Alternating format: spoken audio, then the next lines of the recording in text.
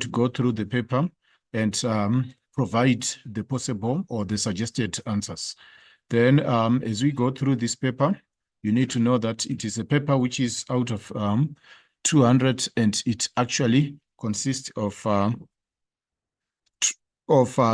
3 hours. You write it during the course of 3 hours. So the instructions and the information, it is 5 sections and 10 questions. So all questions are compulsory. Then you are also encouraged to start a new question on a new page. So our paper is divided into different categories. We have short questions, which make up of 40 marks. We have map work and tour planning, which accounts for 50 marks. We also have cultural attractions, culture, heritage, and tourism, which consist of 50 marks.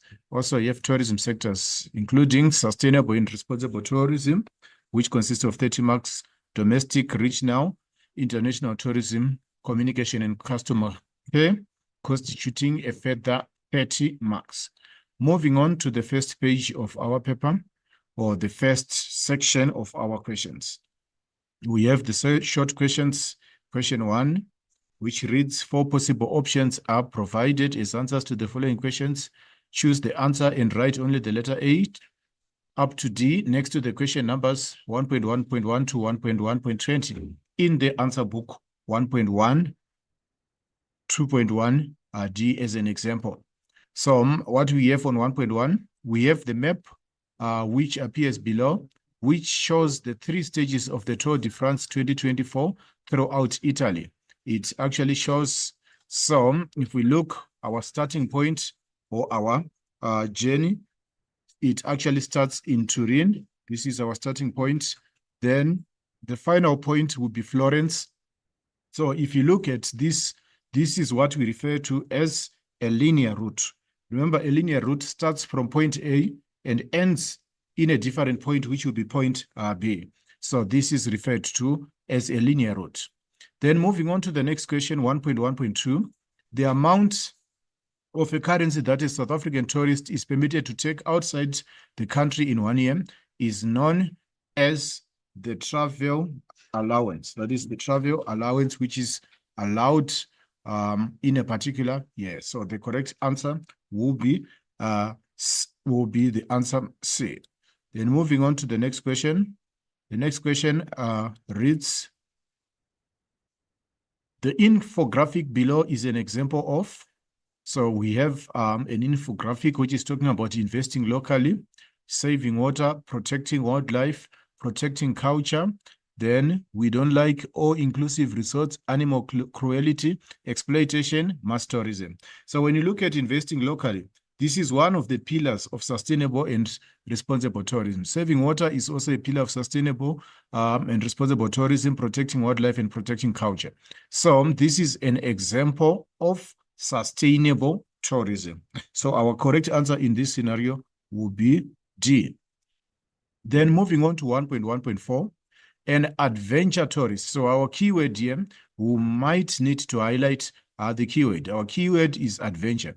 When you talk about adventure, we are talking about people who like experimenting and doing things which are not your everyday things, or which are not your everyday events. So an adventure tourist is more likely to do things which are more adventurous, things which are unusual. So the correct answer in this case would be letter B, which talks about a skydiving trip. An adventure tourist is most likely going to take or to participate in skydiving. So our correct answer there will be the letter C. Moving on to the next question, a health tourist would select the following type of accommodation. So our keyword then, we are also going to highlight the keyword which will determine the answer which we are going to take. So the keyword would be health tourist would select the following type of accommodation. So a health tourist is concerned with wellness. So they are likely going to choose an exclusive spa and wellness resort. They are most likely going to choose a wellness spa or a wellness resort. Then moving on to the next question, 1.1.6, the process whereby money is circulated or it is respent in the different tourism sectors, thus creating jobs and stimulating the economy, is known as the multiplier effect. That is when money circulates in the economy and it stimulates the economy. That is known as the multiplier effect. So our correct answer in this scenario will be B. Moving on to the next question. 1.1.57, the rise in the value of the rand may have the following on international tourism. So we also need to highlight our key point there.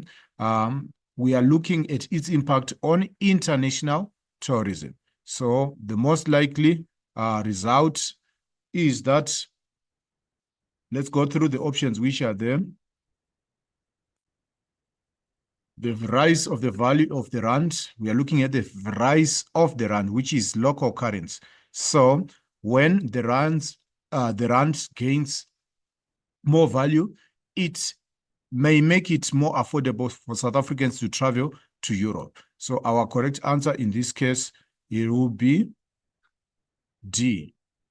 A strong rand actually encourages what we call outbound tourism. So it encourages South Africans to travel abroad, to travel to Europe, simply because their money will be, when they exchange it to foreign currency, they are most likely going to get more in terms of foreign currency. Let's move on to 1.1.8, products that will be considered as prohibited. So we also need to highlight the keyword there, which will guide us in our choice of responses. The keyword there is prohibited. So when something is prohibited, it is completely barred, or it is not allowed to be carried inside into the country when traveling.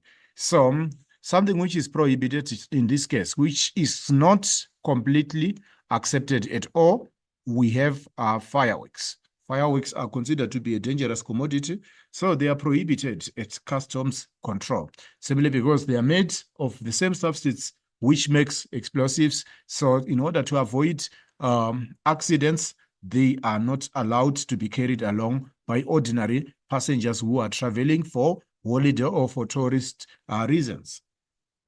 Moving on to 1.1.9, according to the 24-hour clock format, the time according to the 24-hour clock format. All right, so the correct way of writing time according to the 24-hour format is B. The correct answer would be B. Then I'll also shed more light on why we are choosing B as an option. Okay, this 24-hour notation emphasizes that we should write the first two figures, then we put a semicolon there, then we put the minutes on the other side. So we are discouraged from using H. We are also discouraged from using AM and PM. So our correct answer will be B, which is 9 o'clock. Moving on to the next question, 1.1.10, a symptom. A symptom is an outward manifestation of a disease. So a symptom that may be experienced by a tourist infected with malaria. So malaria is usually associated with high fever. So in this case, our correct answer would be the letter B, which talks about high fever. So this is the correct answer. 1.1.11, an example of a political event. Let's highlight the keyword there, political. Political, it is something to do with the governments of a country. So in this case, we have various events. The first one is the Cricket World Cup. That's a sporting event, obviously. Rugby World Cup, that's a sporting event. Then we have this one, the 49th G7 Summit, which is a meeting of the 7 most powerful or 7 most economically strong countries in the world. So our correct answer in this case will be the letter C, which is the 49th G7 Summit. So the G7 Summit is a meeting which is convened or which is attended rather by heads of state or members of different governments.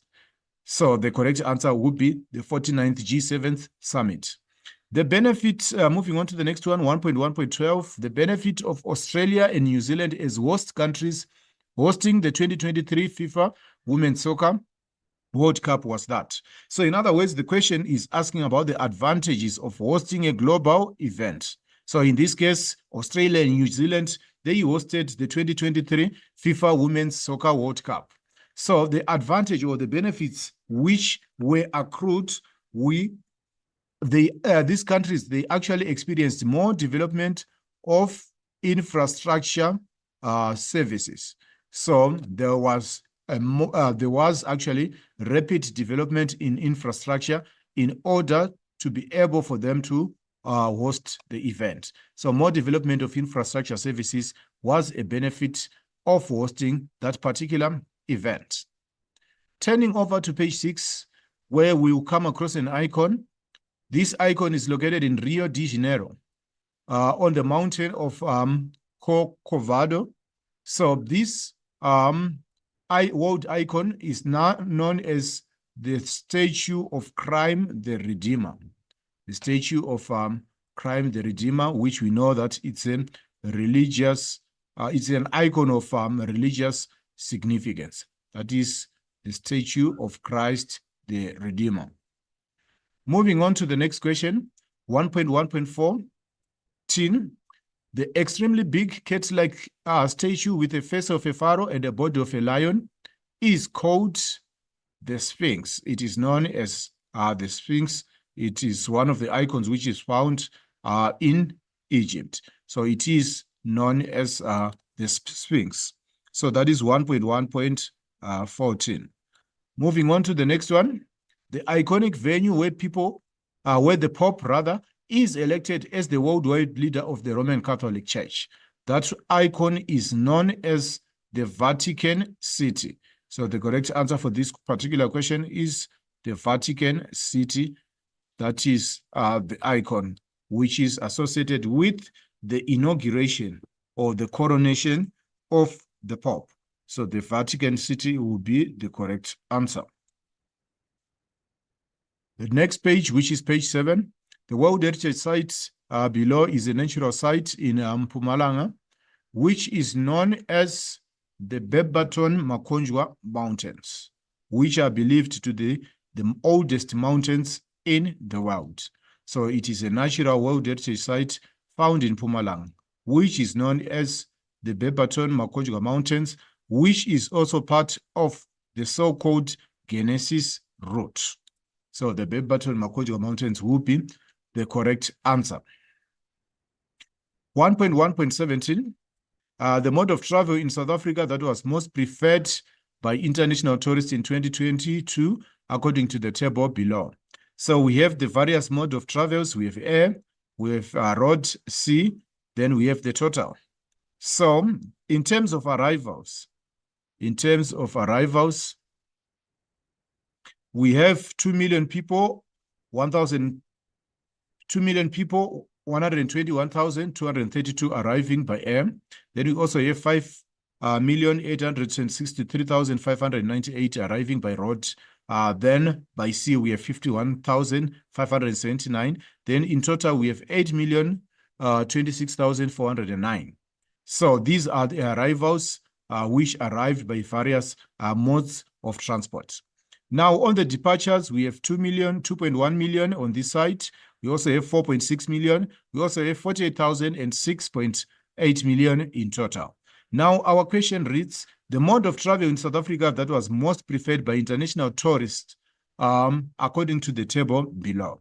So when we are determining the mode of transport, we look at both the mode which was used for arrival and departure. So if we look at air, here it stands at 2 million. In this case, it stands at 2 million. And here it also stands at around 2 million, which is significantly lower than the 5 million which we see on road.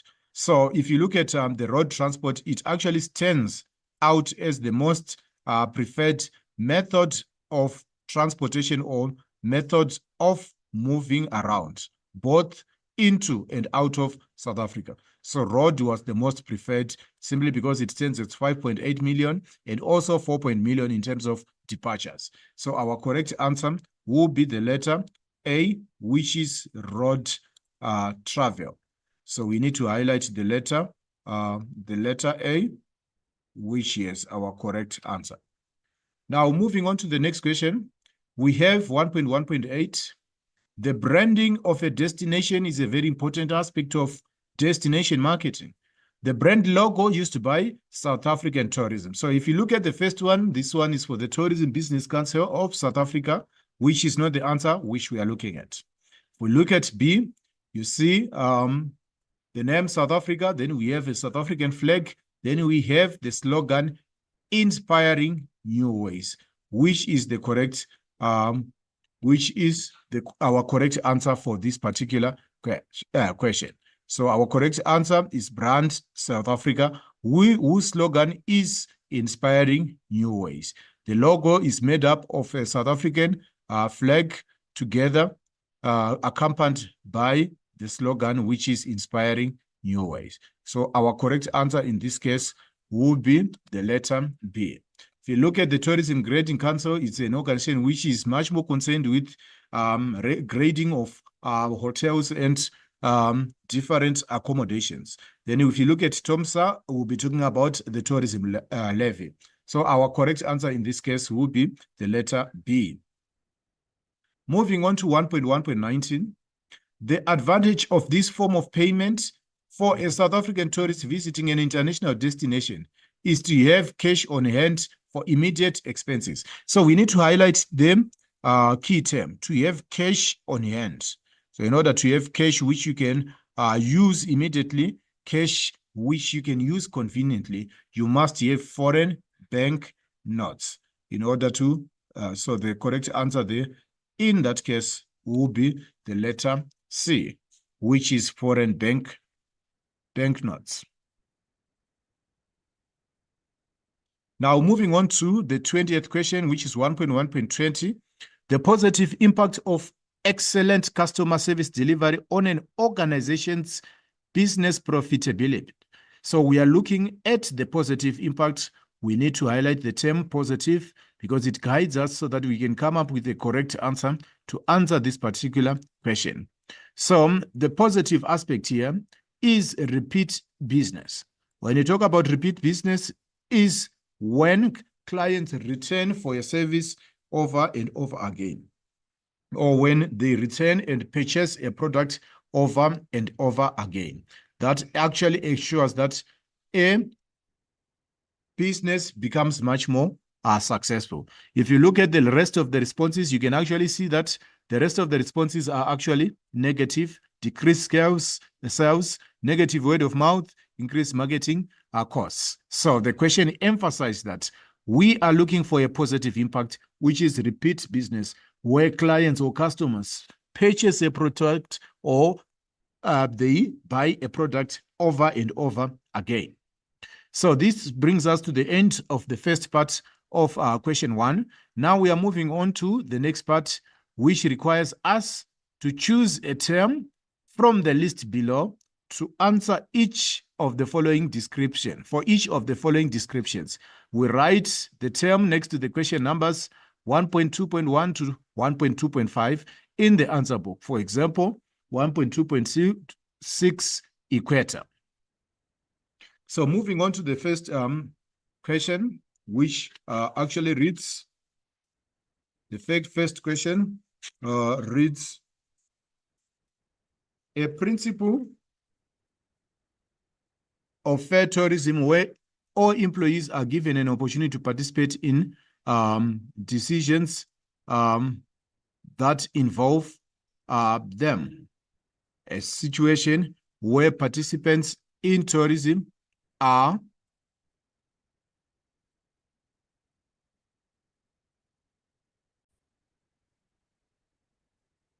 so the first question reads 1.2.1, a principle of fair trade tourism where all employees are given an opportunity to participate in decisions that involve them. So when you talk, the moment you mention about involvement, we are looking for the term democracy. Democracy is a principle where all employees are given an opportunity to participate in decisions that involve them. So that is one of the principles of fair tourism. Now, moving on to 1.2.2, a concept used when the three sustainability pillars, planet, profit, and people are achieved. So that is known as the triple bottom line approach. That is known as the triple bottom line approach. Triple bottom line approach.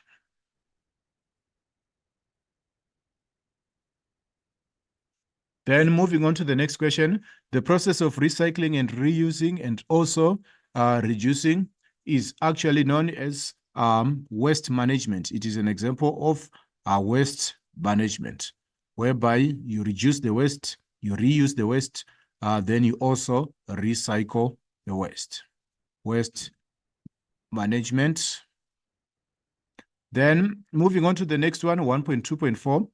A criterion regarding the payments of fair trade tourism certification. So then this refers to the issue of equal wages, whereby employees are compensated equally. Then 1.2.5, when tourists follow the code of conduct and behave appropriately at a destination, that constitutes what is called responsible tourism. That is known as responsible tourism. That is when tourists follow the code of conduct and behave appropriately at a destination. That is known as responsible tourism. Then moving on to the next question, choose the correct word or abbreviation from those given in brackets. So we have two options which are given in brackets. Write only the word or abbreviation next to the question number, 1.3.5 or 1.3.12, 1.3.5 in the answer book, e.g. 1.3.5 cholera. So local time, so our correct answer in this case, we are choosing local time, is the specific time at a particular geographical location. So that is known as local time. Different countries have different local times depending on their position on the globe or their position on the time zone map. Now, moving on to the next question. The bank will use when a German tourist at OR Tambo International Airport exchanges €1,000 to rand. So the bank is the one which is actually buying the currency. So the bank would use what we call the bank buying rate, which is abbreviated as BBR. The bank is buying Forex from the German tourists. So they will use the bank buying rate. Now moving on to 1.3.3. GST occurs when clocks are moved forward by an hour. When countries in the Northern Hemisphere adjust their clocks by an hour, we refer to that as DST, which is known in full as daylight saving time. So the correct answer would be DST. 1.3.4, a tourist who has more items than the duty-free allowance indicates should go to them.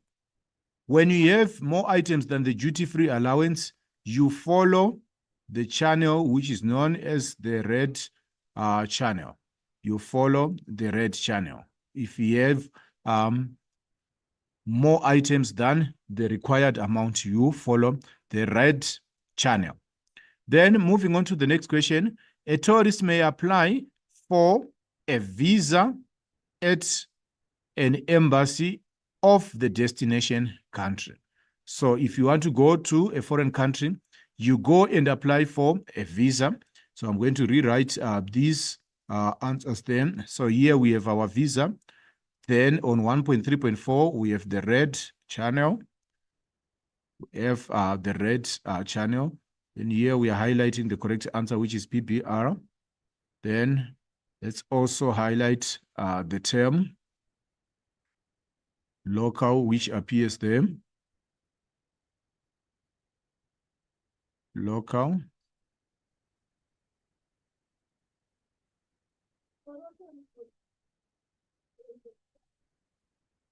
Okay, so the highlighted words are the correct answers for this particular question. Moving on to the next question. The next question reads, choose a term for the form of payment from column B that matches the description in column A. Write only the letter A up until F next to the question numbers 1.4.1 to 1.4.5. So in this case, the first description which we have on 1.4.1, it happens electronically and works by sending international payment orders between various banks using codes until it reaches the destination. This method of payment is known as SWIFT transfer.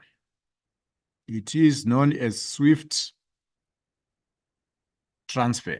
So the correct letter there will be the letter E. The correct letter will be the letter A. It is known as SWIFT transfer. Then 1.4.2, it is an electronic form of payment where money is transferred from one person's account to another. This is known as EFT. This is known as an EFT. In full, that is known as an electronic funds transfer. So the correct answer there will be the letter A, EFT, electronic funds transfer. Moving on to 1.4.3, tourists can use it to buy anything, and they have to pay back the full amount at the end of the month or over time. This is known as a credit, that is known as a credit card. It is known as a credit card, which is issued by a bank, whereby they give you money which you can spend, then you pay for it after a month or after an agreed period of time. That is known as a credit card. So the correct answer there will be the letter F. Moving on to the next question, 1.4.4. It is a paper document used by individuals to make payments to third parties, sender, financial institution, or receiver of money. It is used by individuals to make payments to third parties, sender, financial institution, or the receiver of money. This is known as a bank draft. It is actually referred to as a bank draft. So the bank draft is represented by the letter B. A bank draft is represented by the letter B, bank draft. Moving on to 1.4.5, tourists can use it wherever it is accepted as a form of payment, provided there is money on the card to spend. Usually this is done using a preloaded foreign currency debit card. So the correct answer for this question will be the letter C. So going through this question once again, 1.4.1E, 1.4.2, that's A, 1.4.3, that's F, 1.4.4, that's B. Then the next question, 1.4.5, that will be the letter C. So those are the correct answers for the various descriptions which are given. Moving on to the next question, which is 1.5. Select the words or term from the box below to match the pictures in questions 1.5.1 to 1.5.5. Write only the word or term next to the question numbers 1.5.1 to 1.5.5 in the answer book, e.g. 1.5.6 passport. So already we have various options which have been provided there. We have customer feedback methods, customs, mode of transport.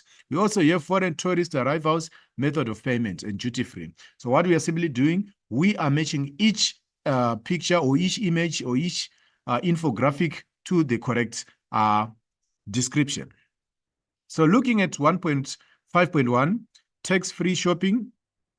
So when you talk about tax-free shopping, this is related or it is associated with customs. It is associated with customs. It is associated with customs. Moving on to the next one, we have a guest survey. We are on a mission to serve you better. Please fill out this card with your comments from your visit today. It's your feedback that gives us the opportunity to improve. We thank you for your business. So this is an example of a customer feedback method. Customer feedback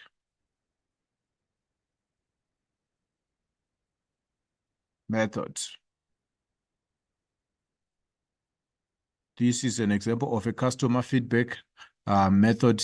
It's a method by which businesses find out whether customers are impressed or whether customers are happy or not. Then the next, we do have cards which are written, Visa cards here. So these are examples of methods of payment.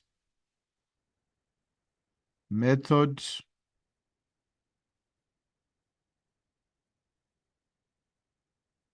of payment.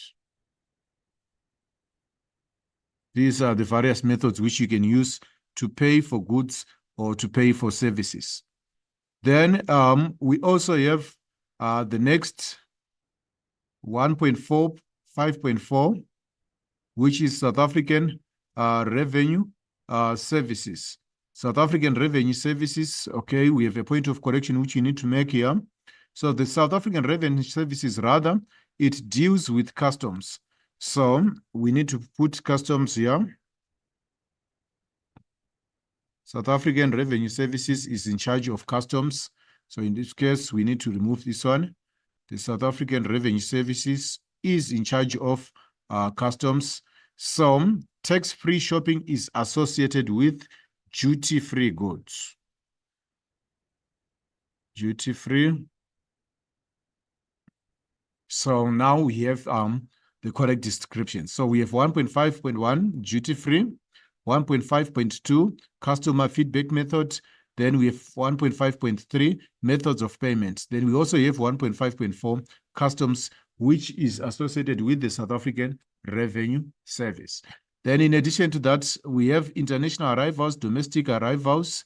Basically, we are talking about statistics here. We are talking about statistics, or we can choose the correct term, which is here, which is foreign tourist arrivals.